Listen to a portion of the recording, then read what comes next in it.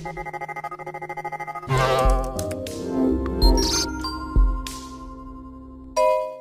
bueno, estamos en la presentación del libro Melancolía de los pupitres.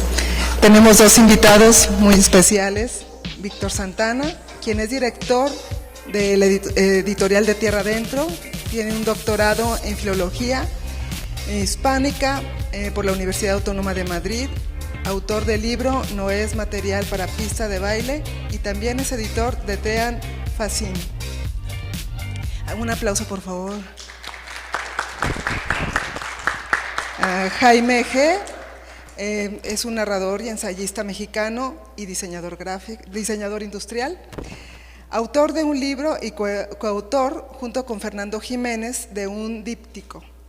Ha colaborado en diversas antologías de narrativa y ensayo. Fue finalista en la primera y segunda edición del Premio Nacional de Cuento Fantástico Amparo Dávila 2015-2016 y obtuvo el Premio de Cuento Ignacio Padilla 2017. Lo dejo con nuestros invitados. Hola, ¿qué tal? Bueno, sí, yo soy Víctor Santana y soy el actual director del Fondo Editorial Tierra Adentro. Antes de empezar con la presentación propiamente, tengo que hacer un disclaimer del programa cultural. Bueno, Tierra Adentro es un programa financiado por el Estado mexicano, que tiene 45 años, que se dedica a promover y a publicar escritores jóvenes, tanto en la revista web como en libros. Esto es importante recordarlo. La convocatoria para Tierra Adentro es totalmente abierta, es decir, en nuestra web pueden publicar todas las personas. Recibimos muchísimas, de hecho, propuestas de colaboración, y en el caso de la editorial, de la parte de los libros, Tierra Adentro publica libros de escritores de entre 18 y 35 años. Entonces digo, esto lo digo porque veo que hay muchas personas en ese rango de edad, o que parece que están en ese rango de edad. Claro.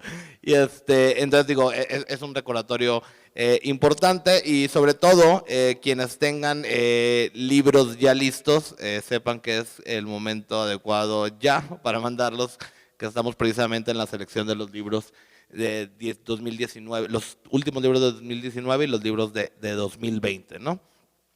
Bueno, eso es, digamos, en cuanto al programa Tierra Adentro, pero bueno, en el caso de este libro de Jaime, bueno, yo acabo de llegar al programa el 1 de diciembre, y en el caso del libro de Jaime, es, digamos, de las herencias del PRI que nos dejó el programa, y es un libro que a mí me entusiasma muchísimo presentarlo, en parte porque conozco mucho del proceso en el que se creó el libro.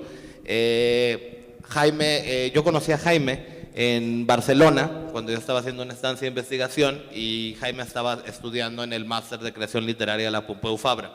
Este programa de la Pompeu Fabra lo menciono, sobre todo habiendo un público tan joven, porque creo que es un programa que vale muchísimo la pena, y bueno, ya Jaime nos dirá en ese sentido, para la creación de autores, ¿no? En ese programa, digamos, tienen clases con Rodrigo Fresán, con Jorge Carrión, con Eloy Fernández Porta. Es decir, es un programa en el que están los mejores, digamos, escritores hispanoamericanos, y sobre todo los que están radicados en Barcelona, Martín Caparrós. Es decir, es un programa muy, muy completo. Y desde entonces, digamos, que conocí a Jaime, fue que me enteré, digamos, de este proyecto, que me pareció desde el principio súper interesante y súper ambicioso, ¿no? Y bueno, nada más me gustaría que sea, en realidad sea más, y creo que tiene mucho más sentido que sea Jaime quien hable más, pero me gustaría hacer como un bosquejo del libro, y ya después entrar con Jaime, digamos, a los detalles. En el caso de Melancolía de los pupitres, bueno, es un libro de cuentos. Sin embargo, es un libro de cuentos dentro que construye más o menos una especie de universo novelístico, a partir de la idea precisamente claro, el título es engañoso, ¿no? Porque no es una nostalgia total, o no es una nostalgia triste, ¿no? Es una nostalgia, es casi medio humorística en ese sentido, pero digamos, de la preparatoria, ¿no? Digamos, el tema que tomas es el de la preparatoria. Entonces, digamos, yo lo primero que te pediría es que nos hablaras un poco, digamos, de de la idea y de cómo construiste este libro. Hola, buenas tardes. En primera, quiero agradecer la invitación y sobre todo agradecerles a ustedes que con este calorón y por la hora después de comer se hayan atrevido a venir para acá a escuchar a estos dos. Bueno, les cuento un poco el origen del libro. Efectivamente, yo estaba en Barcelona en el 2014 cursando un máster de creación literaria y mi tutor, bueno, el programa lo pedía, era presentar un proyecto. Justo en ese momento yo cumplía 10 años de haberme salido de la prepa o de haberme graduado, y ya que todos mis compañeros estaban presentando proyectos y yo no tenía nada de material, me llega un correo de un amigo invitándome a la fiesta de generación, ¿no? Obviamente no podía asistir, yo soy de Querétaro, la fiesta era en Querétaro y en ese momento estaba en Barcelona, pero me puse a ver imágenes de algunos compañeros de ese entonces de Querétaro, y pues estaban ya después de 10 años más fregados que yo. Entonces me dio mucha curiosidad de pronto recordar algunas historias de ellos y darme cuenta lo trágico que habían sido esos 10 años, ¿no? Por ejemplo, gente que fue un tipo en específico, no voy a decir nombres porque tal vez lo conocen, pero un primer lugar un promedio general, primer lugar de promedio, un día me lo encontré en un Blockbuster, ¿no? Que estaba muerto, ya ahorita muerto el programa. Y dije, madres, o sea, el tipo más inteligente terminó siendo cajero de un Blockbuster, que no tengo nada contra los cajeros de Blockbuster o de ningún lugar. Digo, ya no hay. Aunque tuvieras algo. O sea. No tengo nada. Entonces empecé a recordar todas las historias de estos tipos, a lo mejor un poco buleados, y que ahora uno es diputado federal por el PAN, otro es un empresario muy exitoso en Querétaro, cuando en la prepa pues eran unos donadies que todo el mundo sapeaba en el pasillo, ¿no? Y en cambio otros que se les veía un futuro así muy luminoso, pues terminaron en la nada de la vida adulta. Entonces, en ese momento cuando yo recibo el correo, se me hace muy interesante el tema y digo, de aquí soy, y empecé a escribir este libro, ¿no? Se titula Melancolía de los pupitres, en algún momento se llamó Los Distinguidos, como para hacer una especie de burla de los que eran elegidos en el cuadro de honor, y que este libro en lo absoluto trata sobre los alumnos del cuadro de honor. Luego terminó siendo este título, hace referencia a esto que les comento. Son 6 cuentos, en teoría son 7 cuentos, pero uno me lo quitaron porque lo había publicado en una revista. Entonces son 6 cuentos, 5 de ellos son autónomos y sus títulos empiezan con un número de lista, apellido y nombre, para hacer referencia a las listas escolares. Y entonces estas 5 historias son autónomas y tienen en común que los 5 personajes principales estudiaron en la preparatoria juntos, ¿no? Y el último libro, que se llama Melancolía de los pupitres, es el cuento que los hermana de alguna manera, donde hace referencia a todos los otros cuentos. Entonces, imagino que por eso Víctor decía que tiene un paralelismo ahí medio como de novela o novela fragmentaria. Más o menos sí, porque sí hay ciertas referencias entre cuentos, se comunican entre ellos, pero bueno, pues cada cuento lo intenté hacer como un relato autónomo, ¿no? Y bueno, pues ese fue el origen. Lo empecé en Barcelona en 2014 y lo terminé escribiendo a finales del 2016. Luego lo mandé a un par de concursos en el cual no recibió nada, y al final gané un concurso editorial en Querétaro. Querétaro en ese momento estaba en pláticas con el Fondo de Tierra Adentro para publicar, bueno, para promover a un autor queretano, y tuve la fortuna de que saliera ahí y que además fuera mi amigo. En serio, esto no es de amiguismos, casualmente de pronto yo estoy de director, y dije, mira qué chido. Y bueno, ese fue el origen del libro, ¿no? Digo, ahorita puedo hablar de algunos cuentos en específico, pero así se construyó. A mí me parece, digo, varias cosas de las que dices me llaman la atención o me hacen pie para hacerte preguntas. En primero, me parece interesante, ¿no? Cómo hablas, no es una novela, sin duda no es una novela, hay un trasfondo que une, digamos, todos los cuentos, pero ese me parece que un fenómeno que pasa ahora en el cuento, ¿no? O sea, a la novela no se le piden tantas explicaciones temáticas sobre sí misma como un libro de cuentos. Digo, a mí se me ocurre que te gusta George Saunders, ¿no? Ese tipo de escritores que hacen libros como con mucha conciencia temática sobre el libro, ¿no? Y ese es el fenómeno raro, ¿no? Como de alguna manera los que escribimos cuento ahora estamos mucho más obligados, es decir, no podemos construir ya piezas autónomas. En realidad, digamos, el mercado editorial ya nos obliga a construir estos universos del cuento. Hay muchos culpables por ahí, es la tradición gringa, creo, fundamentalmente. Totalmente, sí, sí, sí. Y creo que de alguna manera está bastante bien. No sé, ¿a alguno de ustedes aquí le gusta mucho el cuento? ¿Son lectores así asiduos de cuento? ¿Sí? No sé si comparten la opinión que yo tengo de que a mí a veces me molesta un libro de cuentos que es pues casi un recopilatorio de lo que hizo el autor los últimos 10 años, ¿no? Sí, porque no hay una temática en común, es como de, pues esto lo escribió cuando estaba deprimido y me dejó mi mujer, y este cuando estaba contento, dice, y termina.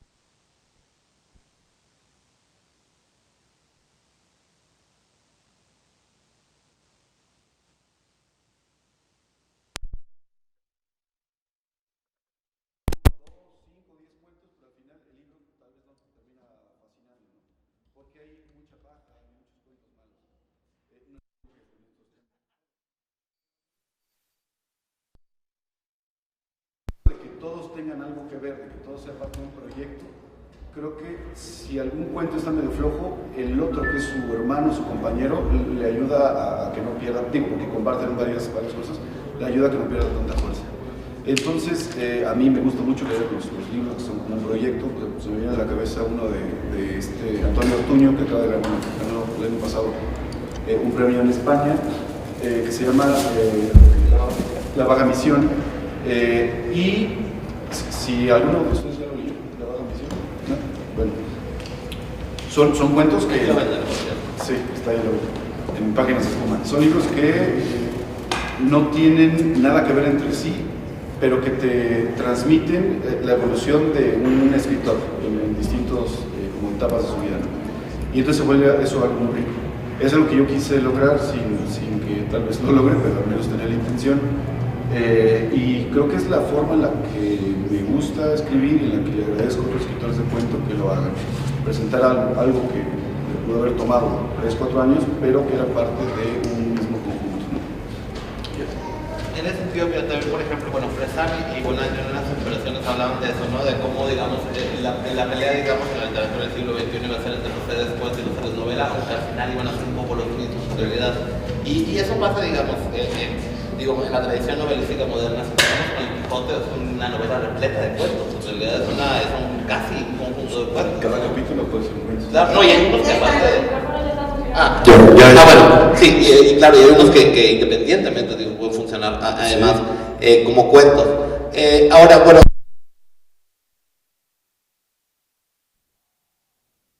a través del libro, la primera parte es eso, conozco a Jaime en Barcelona, él me cuenta un poco del proyecto, y después los azares del destino y de la pobreza, y de hecho el desplazamiento forzado, porque yo vivía en Monterrey, o sea, yo soy un desplazado de la violencia, a mí no me pasó nada, pero antes de que me pasara me desplacé, ¿no? O sea, y me fui a vivir a Querétaro y nos tocó estar justo en un taller de narrativa juntos, y ahí es, digamos, que conocí el proyecto. En ese sentido me gustaría contarles, voy a hacer spoilers, o sea, no sé, porque si no me lo ponen complicadísimo, ¿no? O sea, si no estoy hablando en el aire. Entonces, el primer cuento lo cuenta, siempre digo un tumor y tú siempre me corriges, así que de nuevo, que no es un tumor. Sí es un tumor, se llama el término médico es teratoma. Es un tumor benigno, al igual algunos lo conocen, espero que nadie le haya dado, que se forma con muchísimos tejidos humanos. O sea, digamos, es una bola de grasa que tiene cartílago, tiene diente y tiene pelo.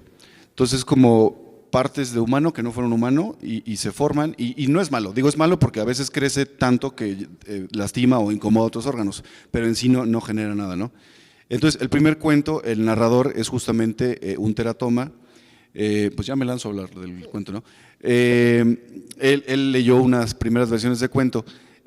El protagonista se llama Pacífico González, es un enfermero, un Don Nadie es una persona muy gordita, lo hice así precisamente porque para que no supiera que tuviera un tumor, porque igual si eres muy delgado y tienes una bola, pues te vas a investigar luego, pero una persona muy, muy gordita, pues igual pasa desapercibido. Entonces, este enfermero le toca hacer guardia un 15 de septiembre. Mi esposa es médico y yo sé que las guardias del 15 son horrorosas. O sea, porque son las 10 de la noche y no pasa nada y a partir de las 11, 12, pues te llegan todos los borrachazos, las peleas y es un caos, ¿no? Entonces, a este personaje hace la guardia del 15 de septiembre y le toca recibir a un tipo que, si no mal recuerdo, le dan un batazo en la cabeza, creo, y si no, ya luego lo leerán y me dicen si no. Bueno, total que llega al hospital y lo interesante es que este sujeto es un ex compañero de la preparatoria de González Pacífico y es un tipo que abusaba de él, lo buleaba, le hacía cosas horribles y González Pacífico, o más bien Pacífico es su nombre, maquila todo para llevar a cabo su venganza. El sujeto está inconsciente, todo esto narrado desde el tumor, o sea, Pacífico nunca habla, sino es este narrador objetivo. Y entonces, a partir de eso, el cuento se trata de qué es lo que tiene que hacer Pacífico para poder hacerse cargo del cuarto, hace amistades con la mamá del paciente para completar esa venganza que viene pensando desde tiempo, pero que no tiene la oportunidad porque ni siquiera se lo había encontrado, ¿no? Y ese creo que fue el primer cuento que tú leíste mío, ¿no? Del libro, en un taller con Eduardo Antonio Parra, y ya. Bueno, bueno, a mí ese cuento, te digo, me pareció, cuando la primera vez que lo leí me pareció originalísimo, ¿no? Yo nunca había leído un cuento narrado por un tumor, ¿no? Después he encontrado, no sé si en la presentación pasada te lo comenté, ¿no? Pero en Nostalgia de Mircea Cartarescu, sí, el último cuento es narrado, de hecho, por una especie de tumor también, ¿no? Y a mí me parece interesante, claro, porque tú no habías leído, al menos no sé si has leído a Cartarescu, pero en ese momento no lo habías leído. Uno que es pobre difícilmente compra Impedimenta. Entonces. Claro, Impedimenta, pero qué bonitos son, ¿eh? Valen cada peso en realidad. Está cabrón, tienen Stanislav Lem, tienen un montón de cosas. Bueno, el punto era, digamos, esa originalidad es lo que me llama la atención, ¿no? Y sobre todo, y yo creo que eso es bien importante en el libro, porque claro, sobre todo con un título como Melancolía de los pupitres, donde pareciera que y sobre todo un libro sobre la preparatoria, alguien te puedes ir por la falsa y pensar que en realidad es una especie de verdadera nostalgia, sí, de la preparatoria, pero no, es una que bueno, no voy a hablar tanto del cuento, voy a dejar esa parte, pero aparte, bueno, la venganza de Pacífico es una venganza entre erótica y violación, una cosa extrañísima como venganza, ¿no? Pero a mí lo que me parece lo que es muy interesante en el cuento es, digamos, mencionar todos esos mecanismos psicológicos de la venganza y a veces entendido de una manera extrañísima, ¿no? O sea, otro de los cuentos, bueno, el segundo cuento, si no me equivoco, del libro, es sobre estas chicas gemelas, ¿no? Un cuento es un cuento que habla más directamente sobre, creo que entre todo el libro, ¿no? Directamente sobre la política, sobre el poder. ¿Nos podrías hablar así un poco más también del cuento? Sí, ese cuento sí, creo que también lo comencé allá, pero aquí lo reescribí. Bueno, de hecho varios cuentos los reescribí muchas veces aquí, o sea, aquí ya en Querétaro, o sea, allá. Y ese cuento, lo que me interesaba, trata sobre dos gemelas, se llama Génesis y Génova. Una de ellas es, ya ven que siempre hay una gemela buena y una gemela mala, ¿no? Yo tengo hermanas gemelas, entonces sé de qué hablo. Y de hecho creo que empieza así el cuento, sobre que la historia de gemelas generalmente la cuenta la gemela buena. ¿Puedes leer la sí, primera parte? Sí.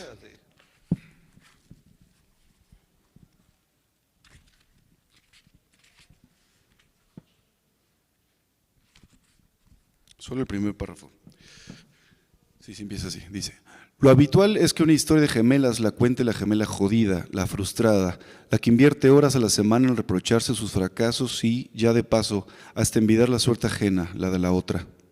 Yo no envidio nada de Génesis, pero es cierto que algunas veces me detengo y me pregunto, sobre todo cuando lavo los trastes: Génova, ¿qué mierdas es con tu vida?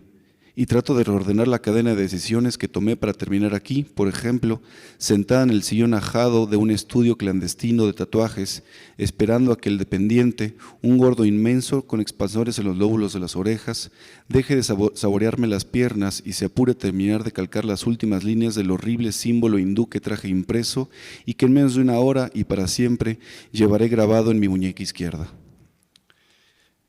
Así empieza la historia. Trata sobre estas dos gemelas. Una de ellas es una muy famosa periodista deportiva que se ve envuelto en este mundo de actores y actrices y de poder, como seguramente se les viene a la cabeza algunas de estas chicas medio plásticas que a lo mejor no saben mucho del tema, pero pues que tienen muy buen cuerpo y por eso son contratadas y explotadas a su pesar. Y entonces a esta mujer, para no contarles todo el cuento rápidamente, le va muy mal, se ve envuelta en una relación con un político, un diputado muy poderoso, el cual la agrede físicamente al grado de que la desfigura. Y tienen un evento muy importante este diputado, y entonces la hermana va con su hermana gemela y le pide que la supla. Para esto obviamente ellas tienen una relación horrorosa, porque la que no es la periodista, la otra, Génova, pues tiene una vida bastante promedio, le va muy mal económicamente, entonces esta hermana llega, se le presenta y le dice, te pago, o sea, te voy a dar muy buen dinero para que me suplas en este evento, ¿no? Y ahí ese es el origen del cuento y pasan muchas cosas para ver si ella o no acepta y lo que pasa después, si acepta o no.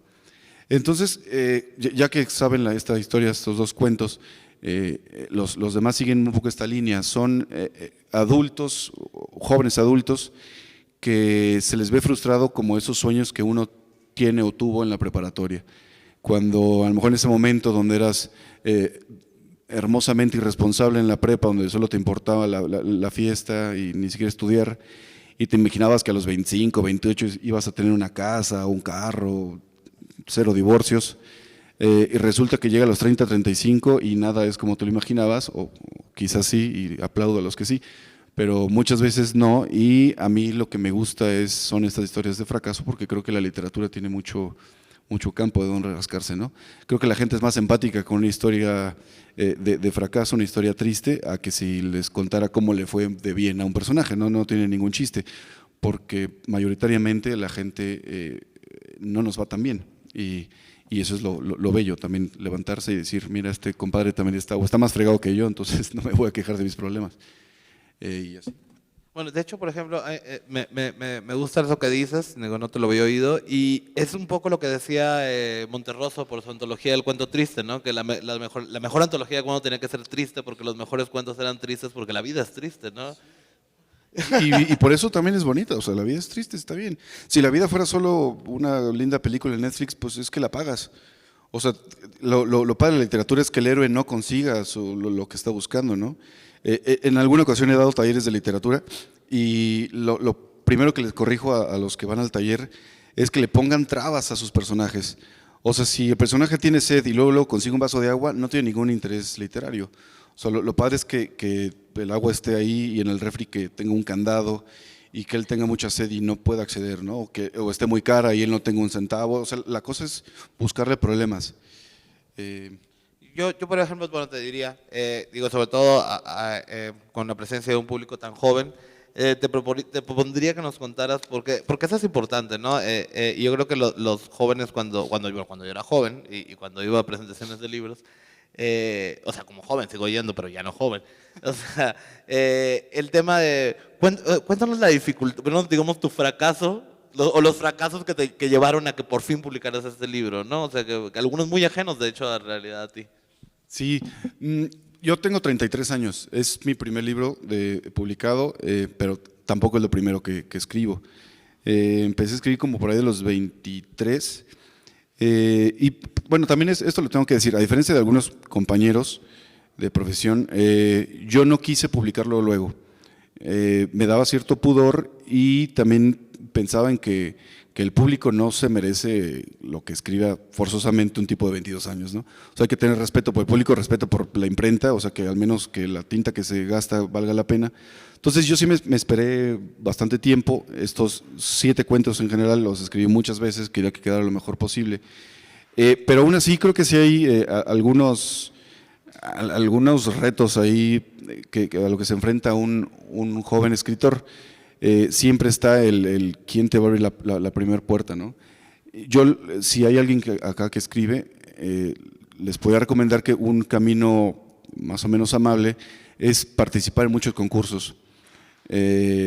Igual vas a perder en bastantes y no pasa nada, tampoco te agüites, pero una vez que más o menos ganas alguna mención o si te llevas el primer lugar, lo que sea, te vas metiendo en el medio, conoces a editores, esos editores te piden, oye, ¿qué has hecho? Y a lo mejor no tienes nada en físico, pero tienes ahí algún archivo, lo mandas y ahí te vas haciendo de contactos, ahí vas escalando lugares y tarde o temprano pues acabas publicando. Como les comentaba, este libro lo mandé a 2 concursos, no pasó nada, lo mandé al concurso de Querétaro y dije, si no pega aquí, que es mi estado y que tampoco hay tantos, si no pega aquí, pues ya, ¿no? Y yo estaba dispuesto a guardarlo sin ningún temor, a guardarlo en el cajón y tal vez alguna historia en un futuro lo podría volver a reescribir, si no, pues ni modo, que se guardara, al fin que estaba escribiendo más cosas. Afortunadamente le gustó, gané el premio y luego tuve la oportunidad de publicar acá.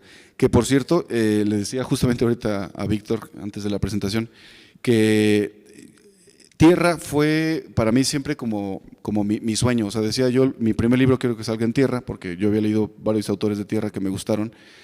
Y ya en algún momento cuando gané lo de Querétaro dije, bueno, no va a salir en Tierra, no pasa nada, y se me cumplió. Al final sí se logró. Entonces, sí hay muchas trabas, pero yo siempre digo que si realmente es tu vocación escribir, no va a haber nada que te detenga. O sea, a lo mejor puedes publicar a los 40, 50 años y no va a pasar nada. Ni aunque te niegan la beca del FONCA. Ni aunque te niegan la beca del FONCA. A mí me la negaron 3 veces y ahorita la traigo. 10 veces. A ti 10 veces. Pero es que también la constancia se paga, ¿no? Tarde o temprano. Si no eres bueno, al menos insiste. Y ya. A mínimo te la dan por lástima, ¿no? Eso no pasa, pero supongo que algunos sí.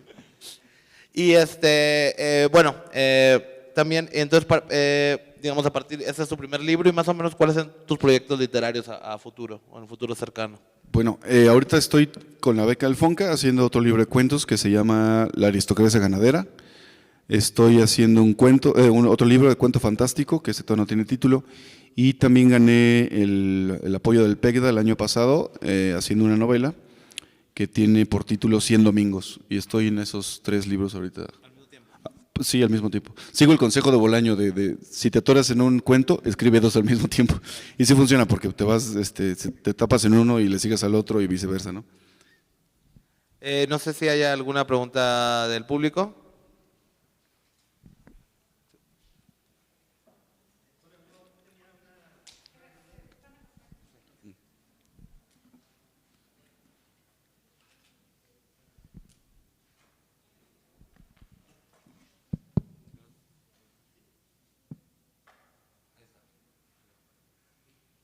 No, si no te escucho.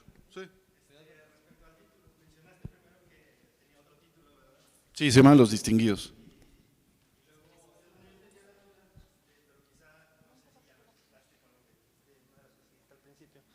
Pero de por qué melancolía y no nostalgia.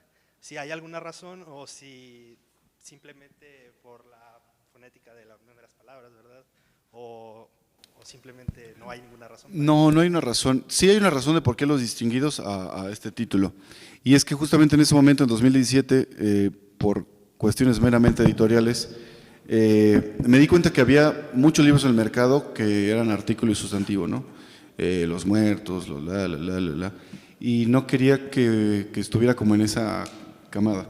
Y una vez en una fiesta con un amigo poeta estábamos hablando de títulos más o menos largos y de la nada se me ocurrió que tenía mucho que ver la palabra melancolía para hacer o mantener un poco ese tono irónico de lo que podía tener Los Distinguidos, porque como dice Víctor, no hay nada de melancólicos. Aquí ninguno de esos personajes añora su pasado, pero hay una melancolía intrínseca porque les iba mejor antes que de lo que les va ahora, ¿no? Tal vez en el último cuento sí hay algo de melancolía, pero en los demás no. Y no, de la diferencia de palabras, nostalgia y melancolía, pues me gusta más, tiene más letras, no sé, me gusta más melancolía. ¿Alguna otra pregunta?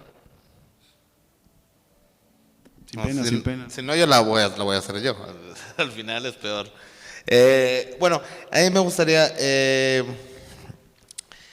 saber en cuanto, digamos, también digamos la otra, digamos tú entre que escribes una primera versión y lo publicas pasan un par de años, ¿no?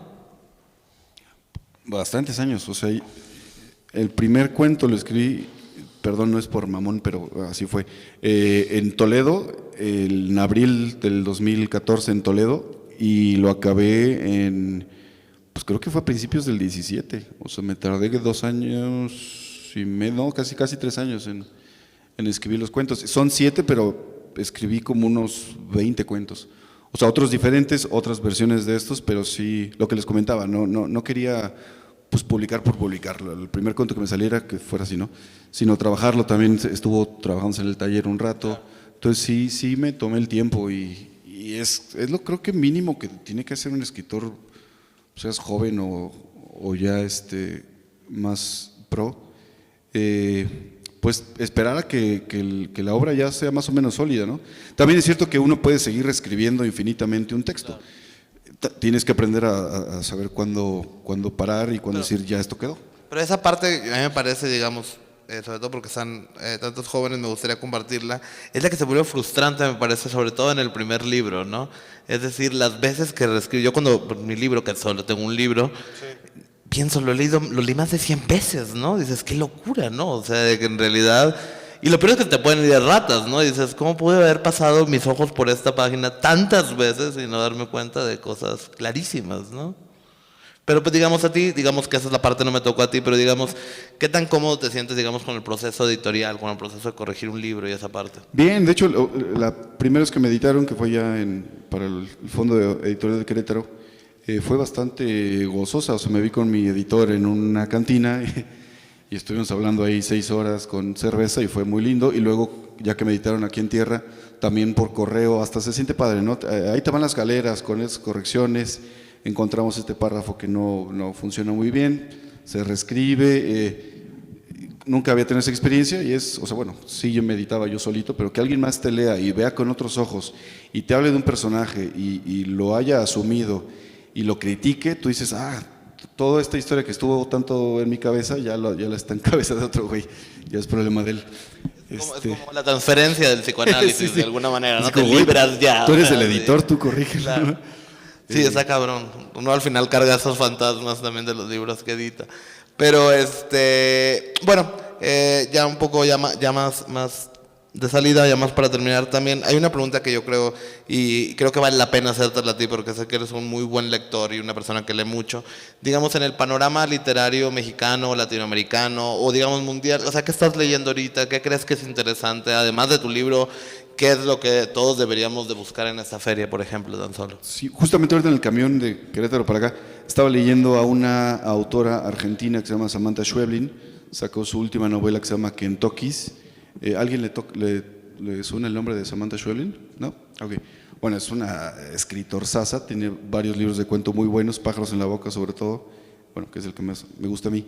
Eso, bueno, no, creo que nadie me lo había preguntado hace poco, pero se lo digo mucho a mis cuates, que ahora que últimamente cuando pienso en cuentistas, se me vienen a la mente muchos nombres de mujeres.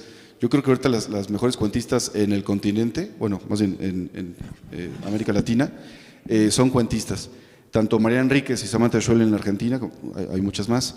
Está María Fernanda Ampuero de Ecuador, y también en Ecuador está la de Mandíbula, Mariana Ojeda, aunque esa es novela.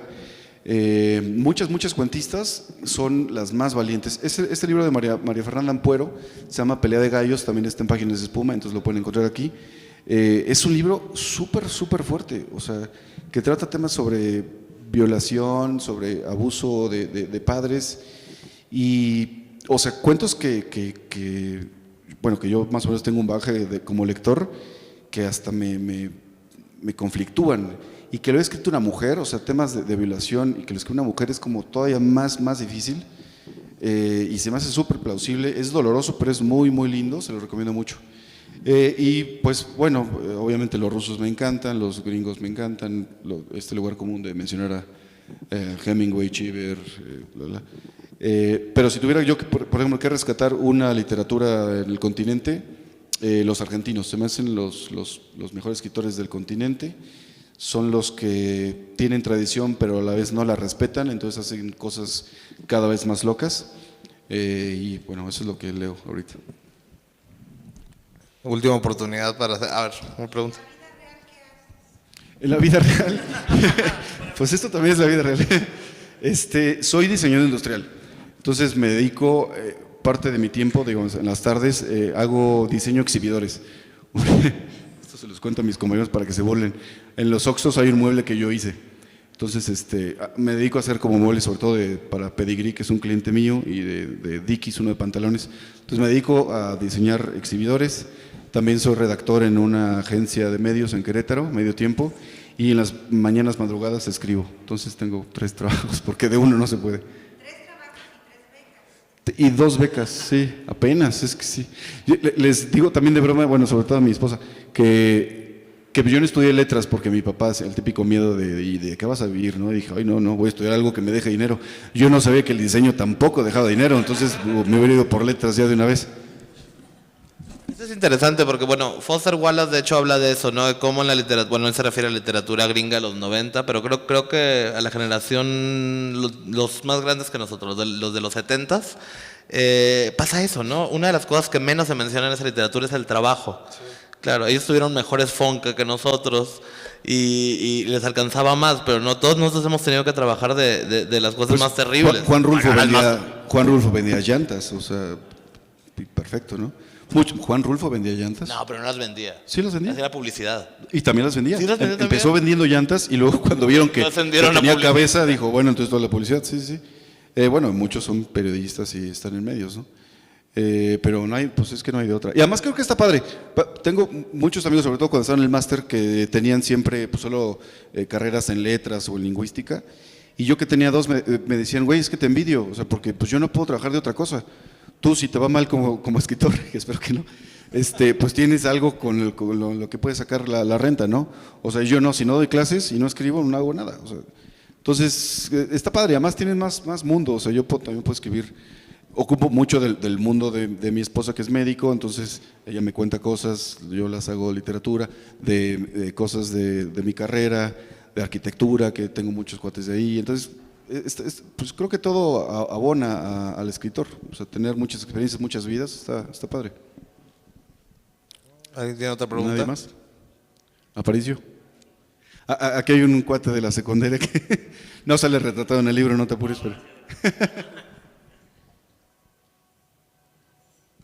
Bueno, por último, sí, ya por último. Por último,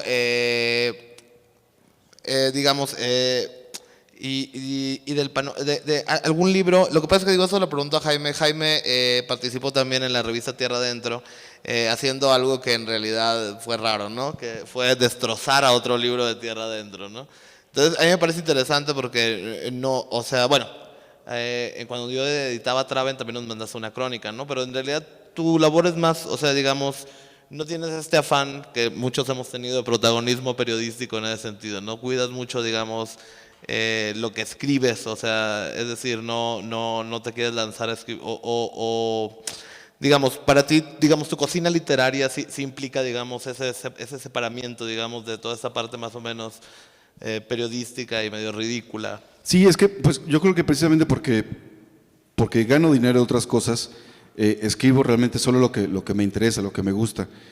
No le pido a las revistas que me den espacio para hacer crítica, porque, o sea, en primera, cuando un libro me gusta mucho, hago una crítica positiva. Se me hace bastante pues mala leche dedicarle tu tiempo a hacer basura algo, ¿no? Pues, si no te gustó, sencillamente no lo escribas. A menos que te lo pidan, que fue el caso de Víctor, me pidió una reseña, el libro no me gustó y escribí una reseña, o sea, negativa en el sentido de que critiqué por qué creo yo era un mal libro, pero nunca en el afán de menospreciar, al güey ni lo conozco. Y creo que se la tomó bastante bien, al menos no se quejó. Pero sí soy mucho de la idea tengo poco tiempo para escribir, tengo 3 horas en la madrugada. Al menos las voy a aprovechar haciendo lo que yo quiero, o sea, no voy a estar escribiendo un artículo para un periódico porque me lo pidieron y me pagaron 200 pesos, ¿no? Entonces… Tierra Adentro paga mucho Tierra más. Adentro paga más, entonces sí, participen. No, y va a pagar más, ¿no? Tierra Adentro paga muy bien, de hecho Tierra Adentro es una revista que paga muy bien y paga muchos autores, entonces digamos, sirva la invitación también para que nos manden cosas a la revista. Los libros no pagamos, pero la revista sí. Sí, pues ya creo que se acabó el tiempo. Muchas gracias por haber estado aquí escuchándonos. Y bueno, Jaime está aquí, por si quieren alguien está en la venta los libros y para que se los firme. Cuesta 60 pesitos, que son como 2 caguamas, entonces… Entonces, pues piénsensela. De caguama. Pues muchas gracias a nuestros autores. Y bueno, gracias por acompañarnos y les vamos a dar un reconocimiento. Jaime. Muchas gracias.